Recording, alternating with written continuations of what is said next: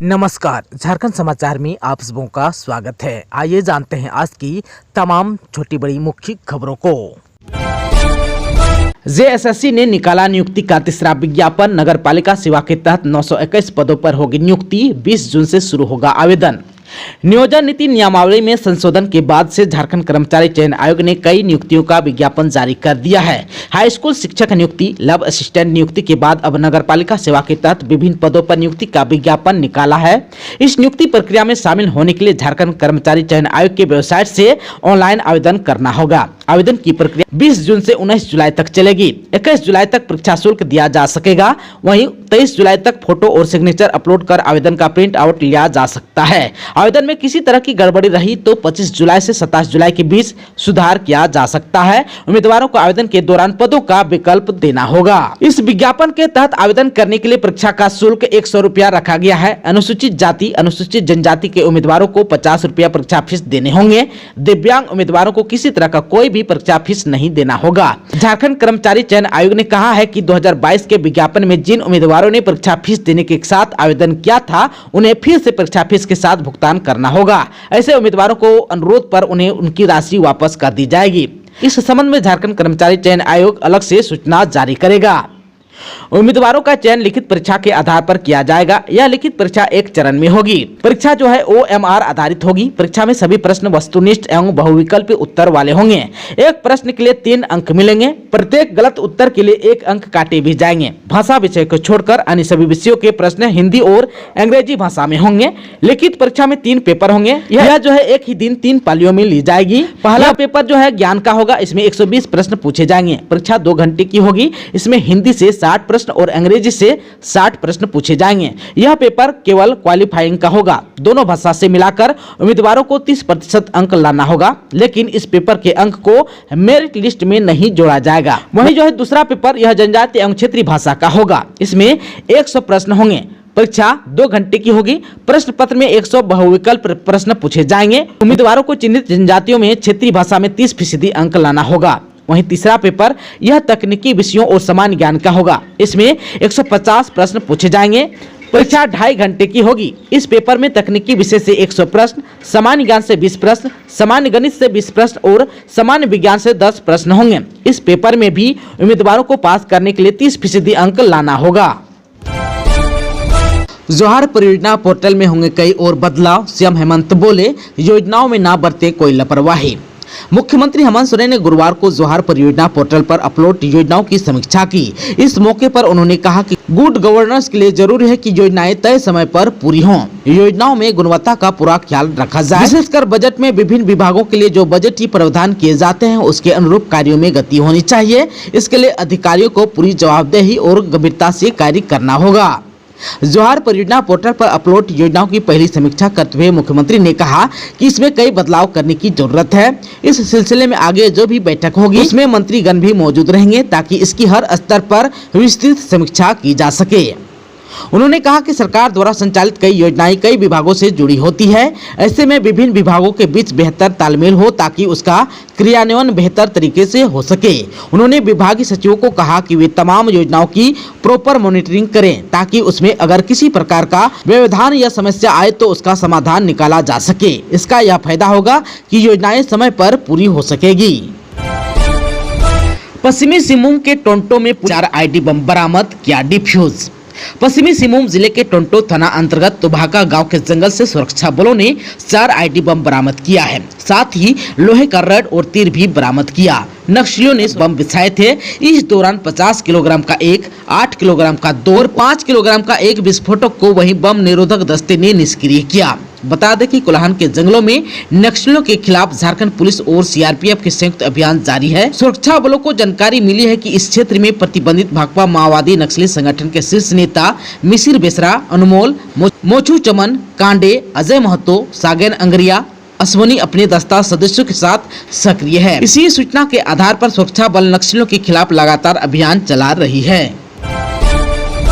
रांची की YBN university में हंगामा और पथराव मामले में 13 परीक्षार्थी गए जेल। राजधानी रांची के नामकुम अंतर्गत रजाउलातू स्थित YBN यूनिवर्सिटी में बुधवार की शाम हंगामा, तोड़फोड़ एवं पत्थरबाजी करने के आरोप में 13 फार्मेसी के परीक्षार्थियों को गिरफ्तार कर जेल भेज दिया है। वहीं जेल भेजे गए परीक्षार्थियों के परिवार वालों ने निर्दोष बताया। आप सबको बता दो कि फार्मेसी के परीक्षार्थियों ने यूनिवर्सिटी द्वारा अपने परीक्षार्थियों को अलग रूम में बैठाकर परीक्षा लेने का आरोप लगाते हुए सेंटर में कई असुविधा की बात कही थी। महिला पहलवानों को न्याय दिलाने के लिए संयुक्त ट्रेड यूनियन ने किया विरोध प्रदर्शन, केंद्र सरकार पर साधा निशाना।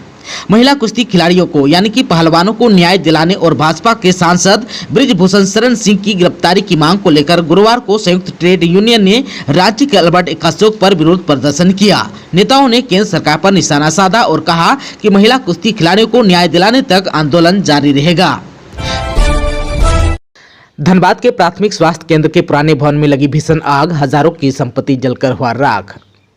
धनबाद जिले के प्राथमिक स्वास्थ्य केंद्र टुंडी की सबसे पुरानी भवन में गुरुवार की सुबह आग लग गई। आग लगने से हजारों की संपत्ति जलकर राख हो गई। आग जब भड़की तो आसपास के लोग दौड़े और घटना की सूचना प्रभारी चिकित्सा पदाधिकारी और बीडीओ टुंडी को फोन कर दी। दोनों अधिकारियों ने दमकल विभाग को इस घटना की सूचना दी, जिसके बाद दमकल विभाग के कर्मी पहुंचे। दमकल कर्मियों ने बड़ी मशक्कत के बाद आग पर काबू पाया। चुट्टूपाली घाटी में ट्रेलर ने 5 गाड़ियों को मारी टक्कर, 5 घंटे तक आवागमन ठप। रामगढ़ के चुट्टूपाली घाटी में भीषण सड़क हादसा हुआ। मिली जानकारी के अनुसार एक ट्रेलर ने यहां 5 गाड़ियों को टक्कर मार दी। टक्कर मारने के बाद सरिया लदा ट्रेलर खुद भी पलट गया। इस घटना में करीब 5 लोगों के घायल होने की सूचना है। बताया जा रहा है कि घायलों में से 2 की हालत गंभीर है। रांची से रामगढ़ जाने वाली गाड़ियों को परेशानी का सामना करना पड़ रहा है। इधर जो है आप सबको बता दूं कि सरिया नेशनल हाईवे के दोनों तरफ बिखर गया। घटना की जानकारी मिलते ही पुलिस मौके पर पहुंची और सभी घायलों का रेस्क्यू किया गया। बताया जा रहा है कि घटना जो है इतना भीषण था कि मार्ग पूरी तरह से बाधित हो गई। करीब 5 घंटे की कड़ी मशक्कत के बाद राष्ट्रीय मार्ग को साफ कराया गया। इस घटना में घायल सभी लोगों को बेहतर इलाज के लिए अस्पताल में भर्ती कराया गया है। पलामू में प्रधान सहायक को घूस लेते रंगे हाथ पकड़ा, एसीबी की टीम करेगी पूछताछ। पलामू के विश्रामपुर में एसीबी ने कार्रवाई करते हुए विश्रामपुर नगर परिषद के प्रधान सहायक अनिल कुमार को 10,000 रुपये घूस लेते रंगे हाथों गिरफ्तार कर लिया है। अभी एसीबी की टीम आरोपी से पूछताछ कर रही है। झारखंड में अगले 5 दिन तक कैसा रहेगा मौसम, जानिए आईएमडी की भविष्यवाणी। झारखंड के मौसम पर भारत मौसम विज्ञान विभाग के रांची स्थित मौसम केंद्र ने बड़ा अपडेट दिया। मौसम केंद्र के प्रमुख ने बताया कि अगले 5 दिनों में प्रदेश में अधिकतम तापमान में किसी बड़े बदलाव की संभावना नहीं है। साथ ही यह भी कहा है कि अगले 5 दिनों तक राज्य के किसी हिस्से में बारिश की भी संभावना नहीं है। मौसम विभाग के मुताबिक 7 जून को प्रदेश के 8 जिलों के कुछ इलाकों में हल्की वर्षा हो सकती है। आप सबको मैं डिटेल बता दूं कि राजधानी रांची में अधिकतम तापमान में किसी बड़े बदलाव के संकेत नहीं दिख रहा है। न्यूनतम तापमान भी स्थिर रहने का अनुमान है। मौसम केंद्र के मुताबिक रांची और इसके आसपास के कई इलाकों में 6 जून तक आसमान साफ रहेगा, मौसम शुष्क रहेगा। इस दौरान जिले में कहीं भी वर्षा होने की संभावना अभी नहीं दिख रही है। अधिकतम तापमान जो है 38 से 39 डिग्री और न्यूनतम तापमान 25 से 26 डिग्री सेंटीग्रेड रहने का अनुमान है। वहीं आप सबको बता दूं कि संथाल परगना में 7 जून को बारिश की संभावना है। मौसम केंद्र रांची ने बताया कि राज्य के उत्तर पूर्वी भागों यानी कि संथाल परगना के कई जिलों में यानी कि देवघर, दुमका, गोड्डा, जामताड़ा, पाकुड़, साहिबगंज के अलावा धनबाद और गिरिडीह में भी कहीं कहीं 7 जून को गर्जन के साथ हल्के से मध्यम दर्जे की वर्षा हो सकती है। बता दें कि पिछले 24 घंटे के दौरान पूर्वी सिंहभूम जिले के गुड़ा बांदा में सबसे ज्यादा 29.4 मिलीमीटर वर्षा हुई। वहीं सिमडेगा के बानो में 9 मिलीमीटर, गुदरी में 6.2 मिलीमीटर, अड़की में 4 मिलीमीटर, चांडिल में 3 मिलीमीटर और गोयलकेरा में 1 मिलीमीटर वर्षा हुई। देवघर से रांची और पटना के लिए फ्लाइट शेड्यूल में हुआ है बदलाव। देवघर एयरपोर्ट से विमान सेवा जून से कुछ बदलाव किए गए हैं। इसके तहत देवघर से रांची के लिए उड़ान भरने वाली फ्लाइट में बदलाव किया गया है। इसकी जानकारी इंडिगो प्रबंधन ने जारी कर दी है। देवघर एयरपोर्ट से हर दिन कोलकाता और दिल्ली के लिए फ्लाइट होगी, जबकि पटना और रांची के लिए फ्लाइट हर दूसरे दिन फ्लाइट की सुविधा मिलेगी। प्रबंधन से मिली जानकारी के अनुसार देवघर से पटना के लिए सप्ताह में सोमवार, बुधवार, शुक्रवार और रविवार को फ्लाइट उड़ान भरेगी, जबकि देवघर से रांची के लिए मंगलवार, गुरुवार और शनिवार को उड़ान भरेगी। रांची के बीआईटी मेसरा में नए सत्र के लिए नामांकन शुरू, विभिन्न कोर्स के लिए अभ्यर्थी कर सकेंगे आवेदन।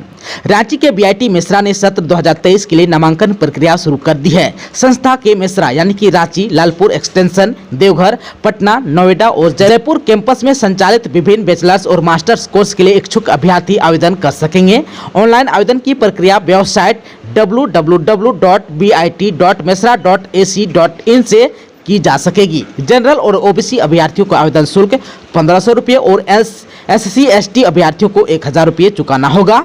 अभ्यर्थियों की सहूलियत के लिए संस्था ने टोल फ्री नंबर जारी किया है। विद्यार्थी फोन नंबर 1800345757 और 1800345758 से संपर्क कर अपनी जिज्ञासा पूरी कर सकेंगे।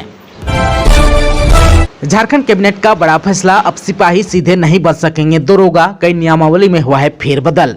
राज्य सरकार ने झारखंड पुलिस सीमित विभागीय प्रतियोगिता परीक्षा 2016 को समाप्त कर दिया है। यह फैसला बुधवार को कैबिनेट की बैठक में लिया गया। इस नियमावली के तहत सीमित विभागीय प्रतियोगिता परीक्षा पास कर कोई भी सिपाही सीधे दरोगा के पद पर प्रोन्नत हो जाता था। इस निर्णय से 1250 जमादार से दरोगा तथा उतनी ही संख्या में सिपाही से जमादार में प्रोन्नत होंगे। आप सबको बता दो कि पिछले 6-7 साल से झारखंड पुलिस एसोसिएशन इस नियमावली को समाप्त करने के लिए प्रयासरत था। कैबिनेट के फैसले के बाद झारखंड पुलिस एसोसिएशन के अध्यक्ष योगेंद्र सिंह ने मुख्यमंत्री, मंत्रिपरिषद के सदस्यों, मुख्य सचिव, गृह सचिव, डीजीपी को धन्यवाद देते हुए आभार व्यक्त किया है।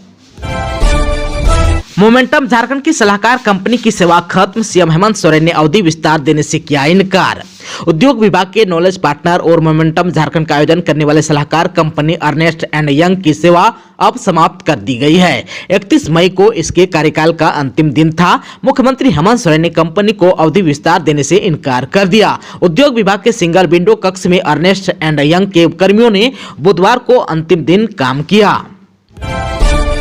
झारखंड में सड़ रही है वर्ष 2016 में 5 लाख बच्चों को देने के लिए खरीदी गई टी-शर्ट, पिघल गई ट्रॉफियां। झारखंड के स्थापना दिवस पर वर्ष 2016 में स्कूली बच्चों को देने के लिए खरीदी गई टी-शर्ट और ट्रॉफी का 100% वितरण नहीं किया गया। पिछली सरकार ने स्थापना दिवस पर प्रभात फेरी में शामिल बच्चों को टी-शर्ट देने का निर्णय लिया था। जिला स्कूल रांची के छात्रावास के एक कमरे में रखी गई हजारों टी-शर्ट सड़ रही है। वहीं बड़ी मात्रा में ट्रॉफी रखे रखे पिघल भी गई। बोरों में भरकर टी-शर्ट रखी गई है। सरकारी स्कूलों के बच्चों के बीच वितरण के लिए 5 लाख टी-शर्ट खरीदी गई थी। इस खरीद में वित्तीय गड़बड़ी के भी आरोप लगे हैं, जिसकी जांच एसीबी कर रही है। गड़बड़ी की जांच तो हो ही रही है, साथ ही इसे खरीद कर बांटा भी नहीं गया। जिला स्कूल रांची के अलग अलग कमरों में टी-शर्ट रखी गई थी, जिनमें से हजारों टी-शर्ट को चूहों ने काट डाला और हजारों रखे रखे बर्बाद हो चुकी है। बैंक अधिकारी बनकर ठगी करने वाले 8 आरोपियों को देवघर साइबर पुलिस ने किया है गिरफ्तार। साइबर थाने की पुलिस ने देवघर स्थित मधुपुर और पथरड्डा ओपी क्षेत्र में छापेमारी कर बैंक अधिकारी बनकर आम लोगों को अपने झांसे में लेकर ठगी करने वाले 8 साइबर ठगों को गिरफ्तार किया है। गिरफ्तार ठगों के पास से पुलिस ने 12 मोबाइल, 20 फर्जी SIM card, 7 ATM card, 1 pan card सहित 5000 रुपये नगद बरामद किया है। जब्त की गई मोबाइल का देश भर में 54 क्राइम लिंक भी मिला है। वहीं जब्त सिम कार्ड से भी साइबर क्राइम के सबूत मिले हैं। इस आधार पर सभी आरोपियों से पूछताछ के बाद जेल भेज दिया। यह जानकारी साइबर DSP सुमित प्रसाद ने दी। गुमला में पुलिस और नक्सलियों के बीच हुए मुठभेड़ में 3 लाख का इनामी नक्सली राजेश उरांव मारा गया। गुमला में पुलिस और नक्सलियों के बीच मुठभेड़ हुआ। पुलिस और नक्सलियों के बीच हुए मुठभेड़ में भाकपा माओवादी संगठन के 3 लाख का इनामी नक्सली राजेश उरांव मारा गया। यह मुठभेड़ सदर थाना क्षेत्र के अंजन धाम जाने वाले रास्ते में पड़ने वाली मड़वा जंगल के समीप हुई। राजेश पर झारखंड पुलिस ने 2 लाख और NIA ने 1 लाख का इनाम घोषित कर रखा था। दोस्तों, अभी तक आपने चैनल को सब्सक्राइब नहीं किया है तो प्लीज चैनल को सब्सक्राइब कर बेल आइकन को प्रेस कर दीजिएगा, ताकि खबरों का अपडेट आपको मिलता रहेगा। इसके साथ ही आज के खबरों में बस इतना ही। हमें दीजिए इजाजत। नमस्कार।